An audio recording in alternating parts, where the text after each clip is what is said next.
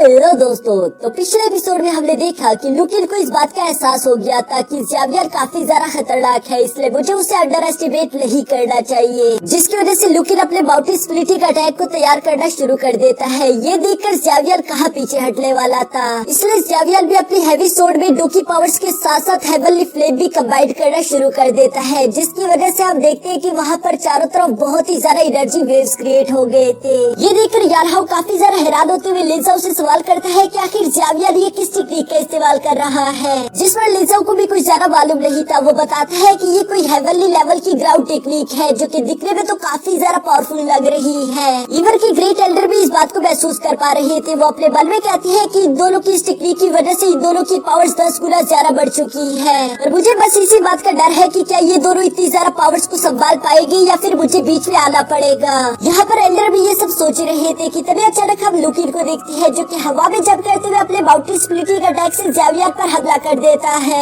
Xavier ने भी उस अटैक को कैंसिल करने के लिए अपने हैवी सोर्ड का इस्तेमाल करते हुए हेवनली स्पिरिट स्प्लैश अटैक कर दिया था, जो कि लुकिन के बाउटी स्प्लिटिंग अटैक जितना ही पावरफुल है। यहाँ दोनों अटैक से टकराते ही वहाँ पर काफी ज्यादा एनर्जी वेव्स क्रिएट होने के साथ साथ एक बहुत बड़ा वोर्टेक्स भी क्रिएट हो गया था, जिसके बाद लुकिन और ज़ेवियर दोनों ही काफी ज्यादा बुरी तरीके से एग्जॉस्टेड होकर जमीन पर आ गए थे। यहाँ पर किसी को समझ नहीं आ रहा था कि आखिर वहाँ पर हो क्या रहा है, क्योंकि वो वोर्टेक्स धीरे धीरे करके और भी ज्यादा खतरनाक होता जा रहा था। वो आसपास की चीजों को तोड़ने के साथ साथ वहाँ पर मौजूद ऑडियंस पर भी हमला करना शुरू कर देता है, जिसकी वजह से उन लोगों को मजबूरन अपने सामने शील्ड क्रिएट करनी पड़ गई थी। यहाँ पर वो लोग आपस में बातें करते हुए कह रहे थे कि अगर सब कुछ ऐसे ही चलता रहा तो हम सब के सब यहाँ पर मारे जाएंगे, क्योंकि ये वोर्टेक्स धीरे धीरे करके खतरनाक होता जा रहा है और हम लोग नहीं जानते कि आखिर इसे रोका कैसे जाए। तभी अचानक यहाँ पर मैदान में ग्रेट एल्डर की एंट्री हो जाती है, जो कि बहुत ही तेजी के साथ आते हुए अपने स्पेस लॉक का इस्तेमाल करना शुरू कर देते हैं। ग्रेट एल्डर किसी मिरर फॉर्मेशन का इस्तेमाल करते उस वोर्टेक्स को स्पेस में भेजना चाहते थे, लेकिन ये करना उनके लिए भी काफी ज्यादा डिफिकल्ट हो रहा था। बाहर बैठी ऑडियंस पहले तो काफी ज्यादा घबरा रही थी, पर अब ग्रेट एल्डर के यहाँ जाने की वजह से उन लोगों को भी थोड़ी सी उम्मीद मिल चुकी थी। वो लोग कह रहे थे कि अब हम शायद बच जाएंगे, लेकिन यारहाउ को इस बात का गुस्सा आ रहा था कि आखिर ये दोनों इतने लापरवाह कैसे हो सकते हैं। सिर्फ टॉप 10 में रैंक करने के लिए लोगों ने यहाँ पर मौजूद सब लोगों की जान को खतरे में डाल दिया था।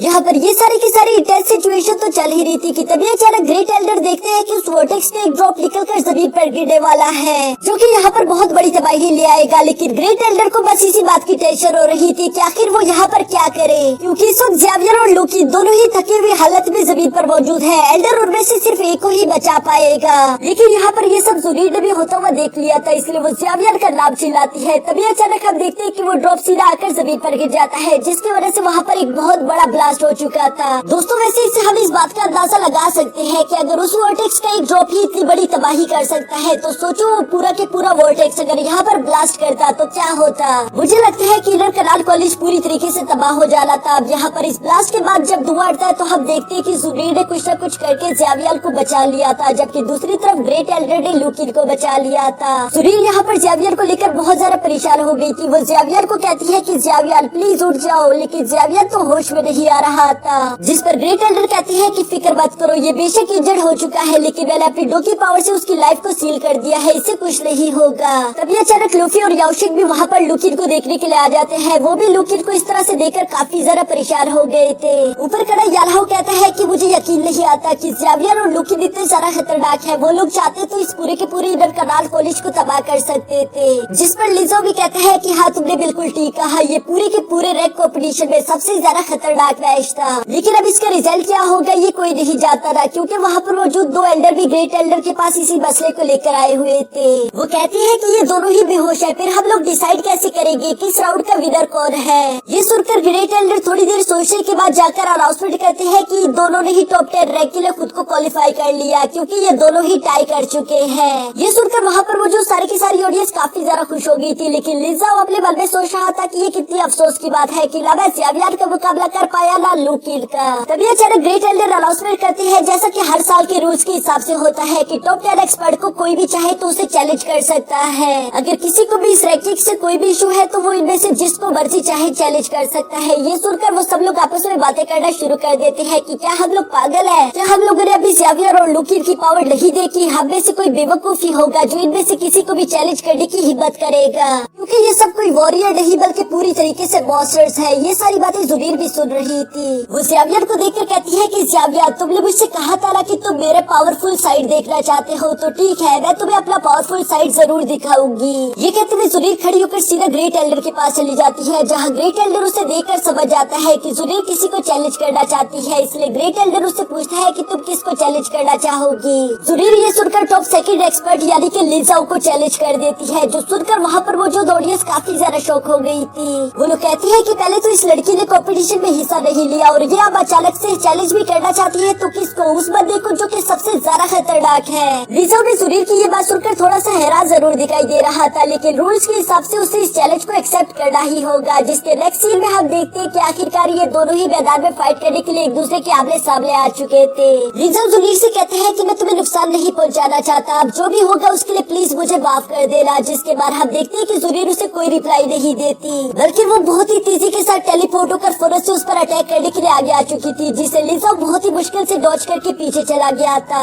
लेकिन जुबीर इसके साथ रुकती रही, वो बहुत ही तेजी के साथ लगातार लिजाओ पर हमले कर रही थी, जिसे लिजाओ बहुत ही ज्यादा मुश्किल के साथ डॉज करते हुए अपनी छोटी क्लिक से जुबीर पर भी हमला कर देता है। और जुबीर के लिए उस अटैक को ब्लॉक करना कोई मुश्किल काम नहीं था। वो अपने सामने शील्ड बनाते हुए उस अटैक को ब्लॉक कर लेती है, साथ ही साथ वो स्पिरिचुअल स्वॉर्ड को रिवर्स करते हुए लिजाओ पर ही थ्रो कर देती है, जिसे लिजाओ ने तेजी के साथ जंप करते हुए डॉज कर लिया था। अब लिजाओ को भी काफी ज्यादा गुस्सा आ जाता है, जिसकी वजह से वो अपने डिवाइस स्वॉर्ड को एक्टिवेट करते हुए जुबीर पर हमला कर देता है। जुबीर उस डिवाइस स्वॉर्ड को अपनी तरफ आता हुआ देखकर जरा से भी नहीं घबरा रही थी, बल्कि वो बहुत ही ज्यादा कूल तरीके से अपने एक ही हाथ का इस्तेमाल करते हुए उस डिवाइस स्वॉर्ड के टुकड़े कर देती है। जिसके साथ ही हम देखते हैं कि जुबीर बहुत ही ज्यादा तेजी के साथ मूव करते हुए अपने डैगर को लेकर लिजाओ की गर्दन पर रख देती है, जिसकी वजह से मजबूरन लिजाओ को हार माननी पड़ गई थी।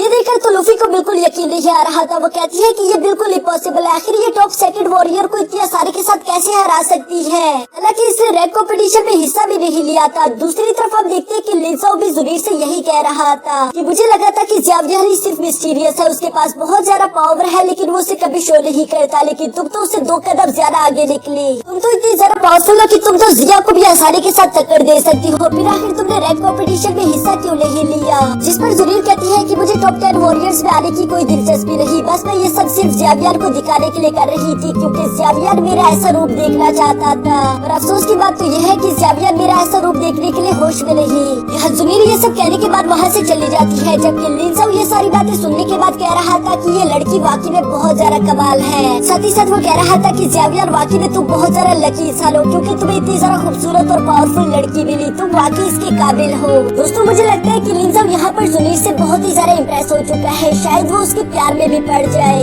ये होना कोई अलग बात नहीं होगी, क्योंकि जुबीर हमारी है इतनी ज्यादा खास कि हर कोई उसके प्यार में पड़ जाता है। दूसरी तरफ हम ज़ेवियर को देखते हैं, जो कि अभी भी बेहोशी की हालत में पड़ा हुआ था। तभी अचानक सीट शिफ्ट होकर एक अजीब से गैंग पर आ जाता है, जो कि सीधे इधर कनाट कॉलेज की तरफ आ रहे थे। और यहाँ इन लोगों की ज़बान पर ज़ेवियर और जुबीर का नाम था। पता नहीं ये लोग ज़ेवियर और जुबीर की जिंदगी में कौन सी मुश्किल लेकर आने वाले हैं, और वो जो भी है वो नेक्स्ट एपिसोड में मैं आप लोगों के लिए एक्सप्लेन करके अपने इस चैनल पर अपलोड कर दूंगा, जिसके लिए मैं चाहता हूँ कि आप लोग मेरे इस चैनल को सब्सक्राइब कर दो, साथ ही साथ इस वीडियो को लाइक कर दो।